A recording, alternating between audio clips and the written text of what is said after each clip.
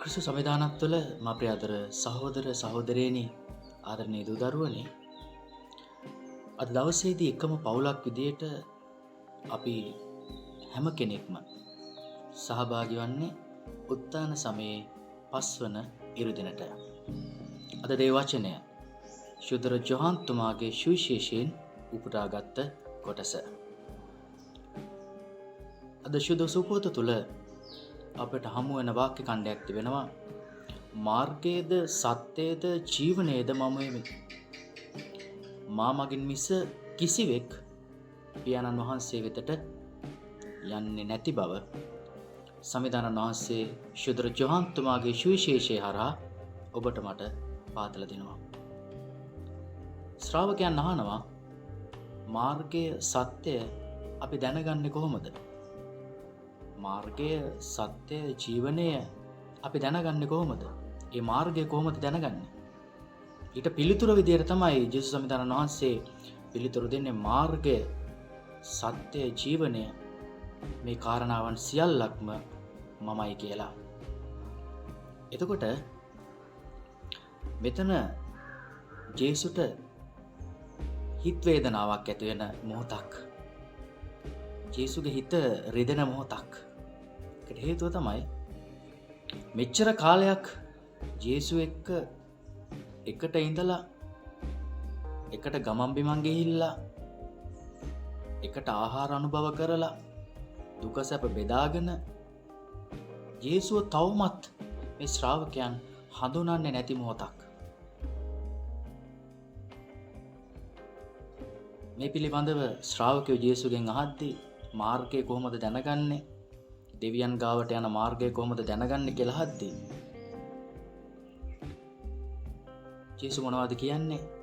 මම තමයි මාර්ගය, මම තමයි ජීවනය, මම තමයි සත්‍ය, මා මගින් මිස කිසිවෙක් පියාණන් වහන්සේ වෙතට යන්නේ නැහැ.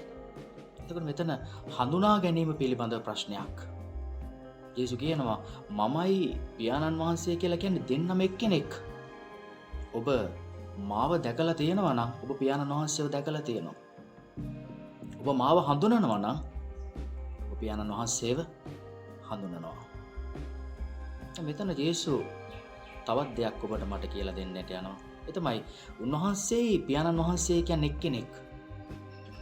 එතකොට පියාණන් වහන්සේ පුත්‍රයන් වහන්සේ අතර තියෙන සම්බන්ධතාවය මොන වගේ සම්බන්ධතාවයක්ද?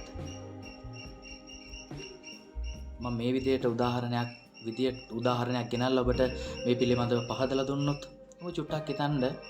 ඔබ ගමනක් යන්න යනකොට ඔබ සාමාන්‍යයෙන් ඇඳුම් අදිද්දී ඔබේ කොණ්ඩේ පීරද්දී ඔබ අනිවාර්යෙන් යන තැනක් තමයි කණ්ණාඩිය ඉස්සරහට. ඔබ කණ්ණාඩිය ඉස්සරහට ගිහිල්ලා ඔබ දකින්නේ කණ්ණාඩිය තුලින් ඔබමයි. කියන්නේ ඔබගේ ප්‍රතිබිම්බය. අපි විද්‍යාත්මකව මේ පිළිබඳව පහදලා දුන්නොත් ඔබේ ඒ වගේම මගේ ප්‍රතිබිම්බය. මේක ඇත්තටම දෙකක් විදියට පේනුනට, මාව වෙනම ප්‍රතිබිම්බය වෙනම ඒ විදියට පේනුනට ඇත්තටම කණ්ණාඩිය තුල ඒ ප්‍රතිබිම්බය තුල ඉන්නේ මමමයි. මම අත ඉස්සුවොත් කණ්ණාඩිය තුල ඉන්න ප්‍රතිබිම්බය අත උස්සනවා. මම hina වුණොත් කණ්ණාඩිය තුල ඉන්න ප්‍රතිබිම්බයත් hina වෙනවා. එතකොට ප්‍රතිබිම්බය එකක්, මම එකක් නෙමෙයි. මමයි ප්‍රතිබිම්බය, මේ දෙකම එකක්. එතකොට ප්‍රියාදර සහෝදර සහෝදරියනි, ආදරණීය දූ දරුවනි, දෙවියන් වහන්සේ ජේසුයි අතර තියෙනෙත් මෙන්න මේ වගේ සම්බන්ධතාවයක්. අපි සරලවම කිව්වොත් දෙවියන් වහන්සේගේ ප්‍රතිබිම්බය ක්‍රිස්තුන් වහන්සේ. දෙවියන් වහන්සේ යමක් හිතුවොත් ඒ දෙයම තමයි පුත්‍රයන් වහන්සේ හිතන්නේ. පියාණන් වහන්සේ යම් කිසි ක්‍රියාවක් කළොත් ඒ ක්‍රියාවම තමයි පුත්‍රයන් වහන්සේ කරන්නේ. පියාණන් වහන්සේට යම් කිසි දෙයක් මේ පොළොව තලය තුල කරන්නට අවශ්‍ය නම් ඒ දේ තමයි ක්‍රිස්තුන් වහන්සේ කරන්නේ. එතකොට මම කණ්ණාඩිය තුල ඉන්න ප්‍රතිබිම්බය හඳුනා ගන්නවා. මේ ඉන්නේ මගේ ප්‍රතිබිම්බය. මම කණ්ණාඩි ඉස්සරහට ගියාම වෙන කෙනෙක්ගේ ප්‍රතිබිම්බයක් ඔබට මට පේන්නට විදියක් නැහැ. ඔබ කණ්ණාඩි ඉස්සරහට ගියාම වෙන කෙනෙකුගේ ප්‍රතිබිම්බයක් ඔබට පේන්නට විදියක් නැහැ. ඔබට හඳුනා ගන්නට පුළුවන්. මේක තමයි මගේ ප්‍රතිබිම්බය කියලා කණ්ණාඩියක් ඉස්සරහට ගියාම හඳුනා ගන්නට පුළුවන්. එතකොට ජේසු තාත්තා අතර තියෙන මෙන්න මේ වගේ සම්බන්ධතාවයක්. එතකොට ජේසු මෙතන දවසේදී හිත වේදනාවක් ඇති වෙන මොහොතක් මෙච්චර කාලයක් ගෝලියෝ ජේසුත් එක්ක ඉඳලා ජේසුව හඳුනා ගන්නට බැරි වුණා. ජේසුව හඳුනා ගන්නට බැරි වුණා.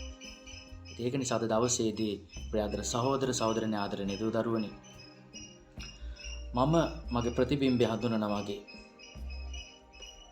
අපි ජේසුව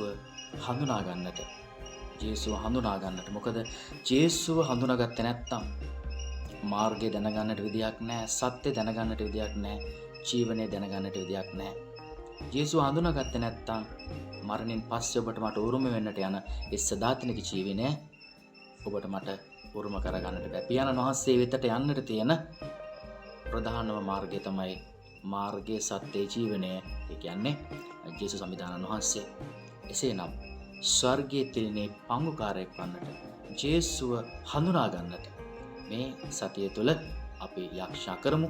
ඒ වෙනුවෙන් වරම් මිල්ලලා දෙවිදුන් යදිමු. ඔබට ජේසුස් පිටයි.